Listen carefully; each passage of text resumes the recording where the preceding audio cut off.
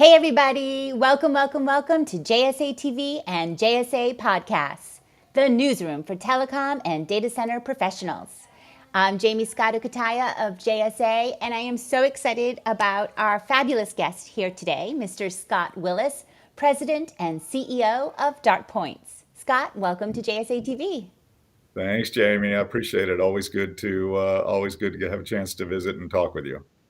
Well, we are super excited because we've got breaking news, big news to discuss. Can you tell us a little bit about DartPoint's acquisition? Yeah, we do. So it's been an exciting week on this past Monday. So we announced it came out, I think, in the public domain on Tuesday, but we announced the acquisition of Venue, and we are excited about the opportunity to bring the Venue team, their customers, and their data centers into the DartPoints portfolio. So a lot of work, a lot of energy, but ultimately really excited about that team joining the DartPoints portfolio and joining us on our journey as we're continuing to build out our edge strategy and vision for DartPoints. And let's go ahead and talk about how this partnership really does expand that DartPoint's footprint into Louisiana. Why do you feel Louisiana is the next best fit for DartPoint's portfolio? Yeah, I mean this what one of the things that there's a lot of things that we're really excited about as we assess the Venue business as a strong candidate to add to the DartPoints portfolio. But certainly one of them that you talked about is geographical expansion on the DartPoints side. Historically, we've been where we are today is in the Midwest and the Southeast. This allows us to add another geography in the South Central region. So we're excited about that, just purely from an expansion perspective. When you really look at the Venue business, the type of customer segments that are in their data centers in their portfolio, it lays down very nicely, very strategically with the DartPoints portfolio. The markets, right? We're picking up 3 data centers. 2 of those are in Baton Rouge. One of them is in Shreveport, Louisiana as well.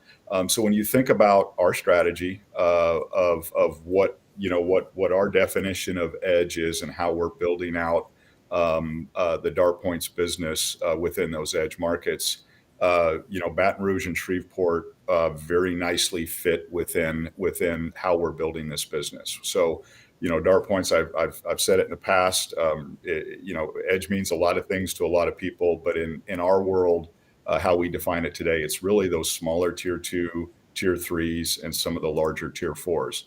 And so when you think about where workloads are moving and where customer demand is really growing at the edge, these cities make a lot of sense and fit very nicely within our strategy, our vision, and our portfolio, as I said earlier, as we continue to grow DartPoints. So a lot of good strategic value data points within all of that really makes a lot of sense on why Venue's a nice acquisition for DartPoints. Oh, so exciting, so exciting. And you touched on it, the word vision. I have to ask when I have a CEO in the hot seat. So where do you see DartPoints over the next year? What can we expect? Yeah, I mean, much of the same. I mean, we this is our fourth acquisition that we've completed since March of 2020. M&A will continue to be a very strategic pillar of growth for us. We feel like we've got a really strong fit on potential candidates out there that would fit nicely into our portfolio, and we want to continue to aggressively pursue that as a strategy.